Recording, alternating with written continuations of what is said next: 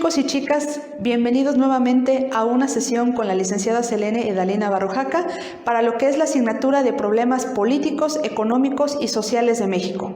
Chicos, desde la clase pasada hemos venido hablando acerca del tema del porfiriato, no sin antes darles un breve opening de lo que fue la historia de México en la época prehispánica, en la época colonial y en la guerra por la independencia de México. Sin embargo, el último tema que nosotros empezamos a abordar en nuestra antigua sesión fue el porfiriato, que como bien lo comenté, fue gracias a José de la Cruz Porfirio Díaz Mori, mejor conocido como Porfirio Díaz. Este sujeto, que gobernó durante poco más de 30 años en nuestro país, fue sucesor de lo que fue Benito Juárez y Miguel Lerdo de Tejada. Sin embargo, él, ¿cómo es que logró el poder en noviembre de 1876? Previamente, en lo que fue 1866, hubo una guerra que fue del 5 de mayo de ese año, en la cual él tuvo una participación importante, logrando obtener los fuertes de Loreto y Guadalupe.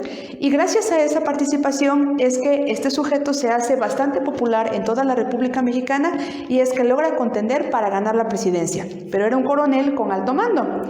Sin embargo, aquí lo interesante de Porfirio Díaz es que hay muchas situaciones a favor y muchas situaciones en contra que hablar de su gobierno. Una de las cosas que sí estuvieron bien hechas, muy bien hechas por parte de su gobierno, es que inmediatamente tomó el poder, reformó la Constitución de 1857, que es la que en ese momento se encontraba vigente en el país.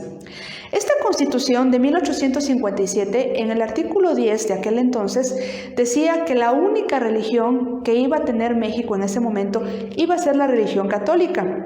Sin embargo, reformó este artículo de tal modo que hubiera libertad de culto religioso, es decir, a partir de esa reforma, todos los ciudadanos en México podían dedicarse o profesar la religión que mejor les acomodare. Pero esto tomó otra controversia con la Iglesia Católica porque, como bien sabemos, la Iglesia Católica pues siempre tuvo la intención de seguir permaneciendo en el poder y tener control también sobre el gobierno, incluso contra quien estuviera en ese momento en el poder. La Iglesia Católica es bien sabido que también en época del Porfiriato, cuando supo de esta reforma, intentó hablar nuevamente con Porfirio Díaz para que se instituyera como única y universal en toda la República Mexicana, pero no lograron convencer a Díaz. Se dejó el artículo tal cual estaba reformado y pues bueno, hasta el día de hoy, en la actual Constitución, que es el 5 de febrero de 1917, seguimos teniendo esta norma, gracias a Porfirio Díaz. Pero también, a propósito de que la Iglesia Católica quiso hablar con él para tomar nuevamente el control con auras al gobierno, esto hizo que la separación del gobierno con Iglesia siguiera vigente, ¿sí? Jamás, a partir de ese entonces, nunca volvió a tener el control. Sin embargo, esa fue una de las tantas reformas. Otra de las reformas, y que se hizo por cada estado de la República, porque ojo, sí quiero comentar que en la Constitución Política de 1857 se había instaurado la creación de 19 estados de la República, 19 estados. Y los 19 estados, dijo Porfirio Díaz, que cada uno iba a tener una constitución individual. Gracias a Díaz es que tenemos una constitución por estado. En el caso concreto de Veracruz tenemos la Constitución Política del Estado de Veracruz de Ignacio de la Llave, y esta fue creación del Porfiriato porque cada estado goza de su propia constitución. Sin embargo, dentro de esa constitución, que posteriormente se convertiría en un código civil, instituyó las reglas del matrimonio. En la Constitución de 1857, antes de que fuera reformada por Díaz, ocurrió que se constituía el matrimonio con el simple vínculo o unión entre hombre y mujer, pero ante una índole religiosa, ante una ceremonia religiosa. Pero gracias a la reforma y a la creación de las constituciones estatales es que se instituye el matrimonio ante un registro civil, es decir, se celebra contrato de matrimonio. Gracias a este contrato es que se instituye el registro civil, porque ojo, el registro civil hasta esa época no existía, pero fue gracias a Porfirio Díaz que esta institución poderosísima en México es que toma las riendas en las cuestiones civiles de los ciudadanos, desde la toma de un acta de nacimiento en un recién nacido, un acta de defunción para las personas que fueran falleciendo y el matrimonio como contrato civil, y se empezó a leer, gracias a ese registro civil, la famosa epístola de Melchor Ocampo.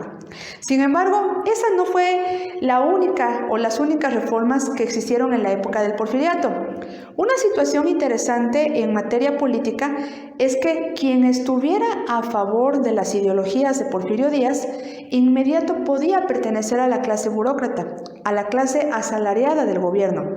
La gente que estaba en contra, y tú te preguntarás, bueno, ¿quién era la gente que estaba en contra del gobierno de Díaz? Nada más y nada menos que la gente que quería que lo que era Miguel Lerdo de Tejada retomara el poder.